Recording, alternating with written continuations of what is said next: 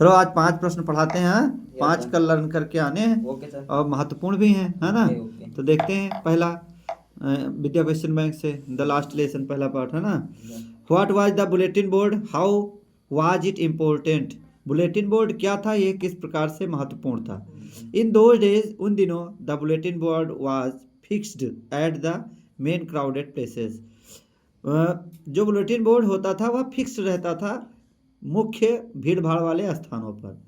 And was the only medium to convey the message, और इकलौता माध्यम होता था लोगों तक मैसेज पहुंचाने का, संदेश पहुंचाने का, एंड न्यूज और खबरें पहुंचाने का, टू द कॉमन मास, सामान्य जनता के पास। इट वाज इम्पोर्टेंट, यह महत्वपूर्ण था, because it was the only mode, क्योंकि यह इकलौता साधन था of communication between the officials and the public, public और आधिकारिक जगत के बीच में संवाद का इकलौता माध्यम था, है ना। चलिए दूसरा भाई देखते हैं क्वेश्चन। ये वाला दूसरा वाला तो बहुत महत्वपूर्ण है। दूसरा वाला लगातार कितना 24-25 में आया है ना, 22 में आया है, 24 में आया है, 25 में आया है।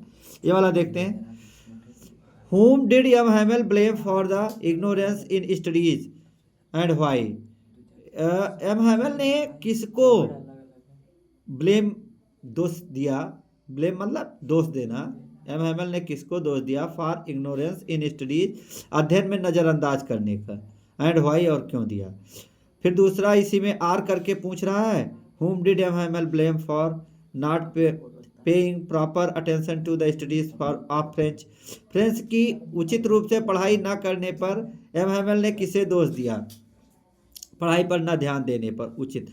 आगे पढ़ते हैं भाई आंसर इसका। फर्स्टली पहले, for the ignorance in studies, अध्ययन में नज़रअंदाज करने के लिए एम हैमल ब्लेम, श्रीमान एम हैमल ने दोष दिया द स्टूडेंट्स, विद्यार्थियों को, because they delayed the studies, क्योंकि वह अध्ययन में देर करते थे।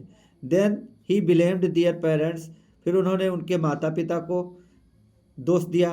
Who preferred them to work on a farm, जो पसंद करते थे उनको किसी खेत पर काम करवाना, और एट द मिल्स, या किसी मिल पर। And then he blamed himself, और तब उन्होंने स्वयं को भी दोष दिया, टू, स्वयं को भी दोष दिया, फॉर गिविंग देम हॉलीडेज, उन बच्चों को छुट्टियां देने के कारण। नेक्स्ट देखते हैं। नेक्स्ट क्वेश्चन भी कई बार आया है ना परीक्षा में।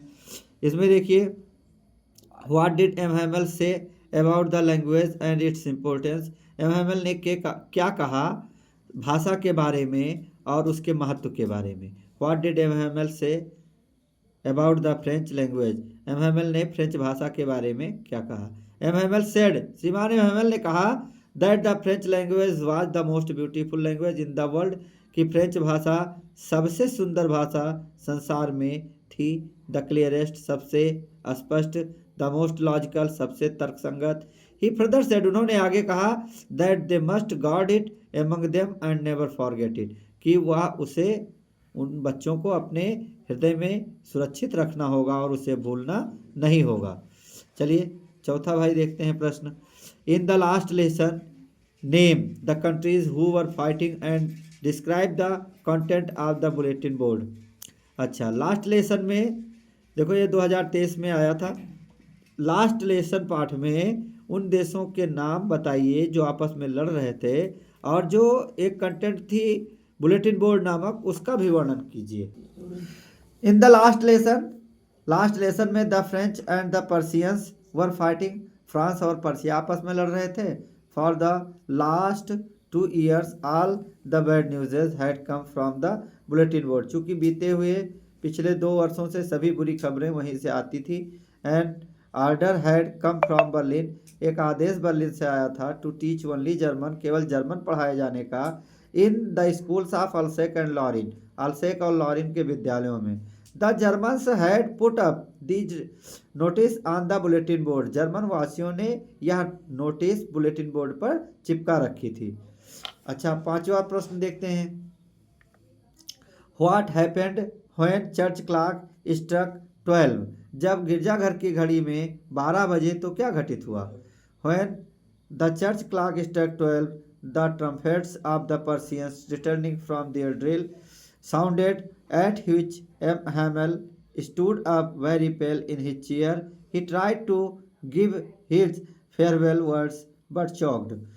When जब द चर्च क्लॉक स्ट्रक 12 गिरजाघर की घड़ी में 12 बजे the trumpets of the Persian की तुरही बजने लगी, रिटर्निंग फ्रॉम द डील गस्त से वापस लौटते हुए, साउंडेड एट विच एम हेमल जिसके आवाज़ सुनने पर एम हेमल स्टूड अप खड़े हो गए, वेरी पेल बहुत पीले चेहरे के साथ, इन हिज चेयर अपनी कुर्सी से।